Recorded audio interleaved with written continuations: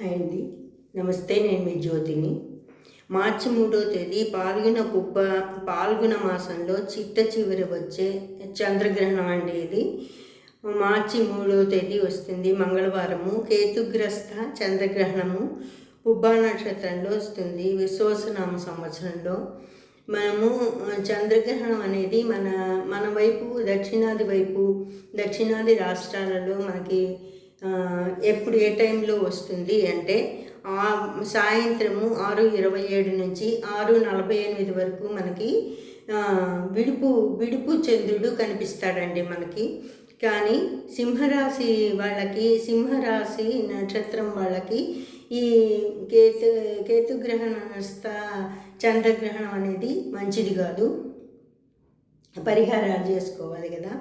మళ్ళా పాక్షిక చంద్రగ్రహణం మన మధ్యాహ్నం 12 నుంచి స్టార్ట్ అయినా కూడా మనకు ఈవినింగే కనిపిస్తుంది. గర్భిణీ స్త్రీలు జాగ్రత్త వహించాలి. లోపలికి కిరణాలు పడకుండా అన్ని కట్టెల్ని దట్టంగా వేసుకొని కిరణాలని మన ఇంటిలోనికి రానియకుండా చేయాలి. గ్రహణ సమయంలో కదలకుండా పడుకోవాలి. గ్రహణానికి ముందే తినేసిన తర్వాత గ్రహణ సమయంలో అరిగే వరకు చూసుకోవాలండి. గ్రహణ స్నానం, పట్టు స్నానం, విడుపు స్నానం అనేది చేస్తే మంచిది. పెద్దవాళ్ళు గ్రహణ సమయంలో చేసే జపానికి శతకోటి విలువ ఉంటుంది. మనం దానాలకి చాలా ఫలితాలు ఉంటాయి. అందుకని మనం ఆ సమయంలో మన గురువుగారు ఇచ్చిన మంత్రం కానీ లేదా మనకి ఇష్టదైవాన్ని మనము మనసులో స్మరించుకుంటూ గ్రహణ సమయంలో నామం చెప్పుకున్నా కూడా కలియుగంలో నామానికి జపానికి ప్రాధాన్యత ఎక్కువ, దానానికి.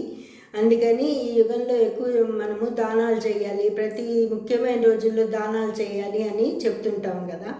అందుకని గ్రహణ సమయంలో అనేది దర్భలు అనేవి మనము ఇంట్లో వేసుకోవాలి. ముఖ్యమైన స్థలాల్లో, దేవుడి దగ్గర, మనం తినుబండారాల నుండి మనం పారేయలేని చోట, ఫ్రిడ్జ్ల మీద, నడమ ప్రతి గదిలో వేసుకోవాలి. దర్భలు అనేవి ముందు తెచ్చి ఇంట్లో పెట్టుకోకూడదండి.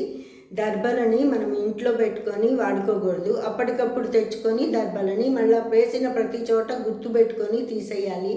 స్నానానికి ముందు దర్భలు వేసుకోవాలి.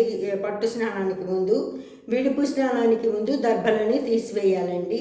ఇవన్నీ మీకు తెలుసు, కాకపోతే మళ్ళీ మీకు గుర్తు చేద్దామని నేను మీ ముందుకు వచ్చానండి. ఇట్లా మీ జ్యోతి. Thank you.